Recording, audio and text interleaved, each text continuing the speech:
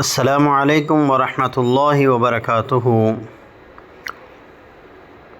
قال النبی صلی اللہ علیہ وسلم من ظلم من الارض شیئا طوقہ من 7 ارضین۔ نبی علیہ السلام اس حدیث مبارکہ میں ارشاد فرماتے ہیں، جس بندے نے ظلم سے کسی کی زمین سے کچھ بھی ہتھیا لیا، قیامت کے دن اس بندے کو 7 زمینوں کا طوق بنا کر اس کے گلے میں ڈال دیا جائے گا۔ اس لیے ہر بندہ مومن کو چاہیے کہ وہ کسی پر ظلم نہ کرے اور ظلم کر کے کسی کی زمین کو ہتھیائے نہ۔